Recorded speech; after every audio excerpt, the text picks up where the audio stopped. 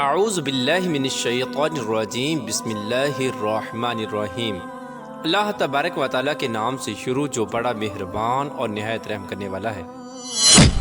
پیارے دوستو، کیا آپ جانتے ہیں کہ مصر کی قوم اپنے بادشاہوں کی لاشوں کو ہنود کر کے یعنی مسالے لگا کر کیوں دفن کیا کرتی تھی؟ اور مصر کے لوگ ان بادشاہوں کی لاشوں کے بارے میں یعنی اپنے جھوٹے خداؤں کے بارے میں کون سا عقیدہ رکھتے تھے؟ اور وہ لوگ ان بادشاہوں کے ساتھ ان کا سامان کیوں دفن کیا کرتے تھے؟ اور ان مرنے والے فرعونوں کے مقبروں میں ان کی زندگی کے حالات کیوں لکھے جاتے تھے؟ اور وہ تمام بادشاہ جن کو مصری اپنا خدا مانتے تھے، کیا وہ دوبارہ زندہ ہوں گے؟ اور کیا وہ دوبارہ اس دنیا میں آ کر اپنی زندگی کو اسی طرح گزاریں گے؟ پیارے دوستو، ان تمام تر سوالات کے جوابات قرآن و حدیث کی روشنی میں آج کی اس ویڈیو میں ہم آپ کو بتائیں گے، لہٰذا آپ سے گزارش ہے کہ ہماری اس ویڈیو کو اینڈ تک ضرور دیکھیے گا۔ مصر کی تاریخ ایک عجیب و غریب تاریخ ہے، اور مصر کی تاریخ کے اندر کئی عجیب و غریب اور خوفناک راز دفن ہیں۔ آپ کو بتاتے چلیں کہ مصر کی تاریخ کے اندر کل 33 فرعون گزرے ہیں، جن میں سے بعض نیک اور صالح تھے اور بعض بدبخت اور درندہ صفت لوگ تھے۔ ان تمام تر فرعونوں میں سب سے بڑا جابر اور ظالم فرعون وہ فرعون تھا جو حضرت موسیٰ علیہ السلام کے دور میں تھا، جس کا ذکر قرآن پاک میں بھی ملتا ہے۔ یہ بدبخت فرعون خدائی کا دعوے دار تھا اور مسلمانوں پر اپنا ظلم و ستم کرتا تھا۔ جو لوگ اس کی عبادت نہیں کرتے، یہ اس کو سخت سزائیں دیتا اور ان کو قتل کر دیتا۔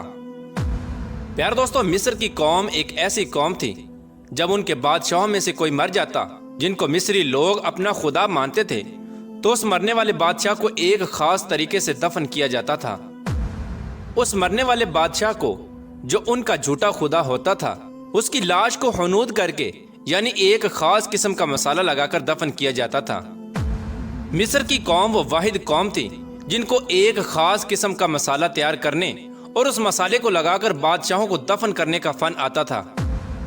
اس خاص قسم کے مسالے کی وجہ سے فرعونوں کی لاشیں گلنے سڑنے سے محفوظ رہ جاتی۔ آپ کو بتاتے چلیں کہ مسالہ لگانے کے بعد مصری لوگ اپنے مرنے والے بادشاہ کی لاش کو ایک خاص قسم کے کمرے میں دفن کیا کرتے تھے، اور ساتھ ہی اس کی زندگی میں استعمال ہونے والا سارا سامان جو وہ بادشاہ اپنی زندگی میں استعمال کیا کرتا تھا، وہ سارا سامان اس کے ساتھ اس کے مقبرے میں دفن کیا جاتا تھا۔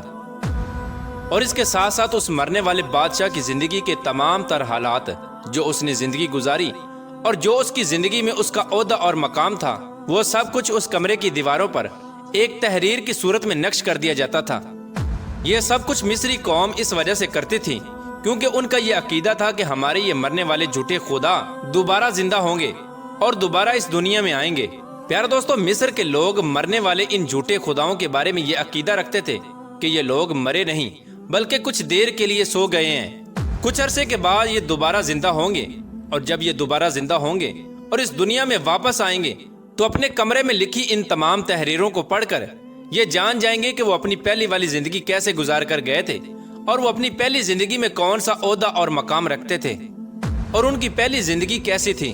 پیارے دوستو، اسی وجہ سے جو مصر کے اندر پیرامڈز بنے ہوئے ہیں، ان کے اندر مختلف قسم کی تحریریں لکھی ہوئی ہیں، جن تحریروں کے اندر عجیب و غریب قسم کے نقش و نگار کیے گئے ہیں۔ یہ سب چیزیں اسی طرف اشارہ کرتی ہیں جو مصری لوگ اپنے جھوٹے خداؤں کے بارے میں عقیدہ رکھتے تھے۔ پیارے دوستو، آج بھی مصر کے اندر آپ کو بہت ساری ایسی لاشیں ملیں گی جو صحیح سلامت پڑی ہوئی ہیں اور دنیا کے لیے عبرت کا نشان بنی ہوئی ہیں۔ ان کا صحیح سلامت ہونا اسی وجہ سے تھا کہ اس دور کے اندر ان لاشوں پر ایک خاص قسم کا مسالہ لگایا گیا تھا، اور اسی خاص قسم کے مسالے کو لگا کر ان کو دفن کیا گیا تھا، جس کی وجہ سے آج بھی ان کی لاشوں کے ڈھانچے محفوظ ہیں۔ پیارے دوستو، اب بات کرتے ہیں کہ مصر کے لوگ جو یہ عقیدہ رکھتے تھے کہ ہمارے مرنے والے جھوٹے خدا مرے نہیں بلکہ کچھ دیر کے لیے سوئے ہوئے ہیں اور یہ دوبارہ زندہ ہوں گے اور دوبارہ اس دنیا میں آئیں گے، اس بات کے اندر کتنی حقیقت ہے اور کتنی سچائی ہے۔ پیارے دوستو، آپ کو بتاتے چلیں کہ موت ایک ایسی حقیقت ہے جس سے کوئی بھی انسان نہیں بچ سکتا، اور جو ایک بار دنیا سے چلا جاتا ہے وہ دوبارہ کبھی لوٹ کر نہیں آتا۔ اس بات کے اندر کوئی سچائی نہیں ہے کہ یہ فرعون دوبارہ زندہ ہوں گے، بلکہ یہ محض ایک جھوٹا عقیدہ تھا جو اس دور کے اندر مصری لوگ اپنے جھوٹے خداؤں کے بارے میں رکھتے تھے۔ بلکہ اللہ تبارک و تعالیٰ نے خدائی کے دعوے دار اس جھوٹے فرعون کو سمندر کے اندر غرق کر کے اس کی لاش کو آج تک دنیا کے لیے عبرت کا نشان بنا کے رکھا ہوا ہے، اور وہ لاش قیامت تک اسی طرح جلتی اور سڑتی رہے گی، اور قیامت کے دن اللہ تبارک و تعالی اس کو جہنم کے اندر دردناک عذاب دے گا۔ مصریوں کا یہ جھوٹا عقیدہ ان کے ساتھ ہی دفن ہو گیا۔ اب یہ تمام لوگ قیامت کے دن ہی اٹھیں گے، جس دن اللہ تبارک و تعالی تمام مخلوقات کو دوبارہ زندہ کرے گا اور میدان محشر لگایا جائے گا، اور تمام لوگوں کا حساب و کتاب ہوگا۔ اللہ تبارک و تعالی سے دعا ہے کہ اللہ تبارک و تعالی ہمیں ہدایت کے راستے پر چلنے کی توفیق عطا فرمائے، اور حضور صلی اللہ تعالی علیہ وآلہ وسلم کی محبت کے اندر جینا مرنا نصیب فرمائے۔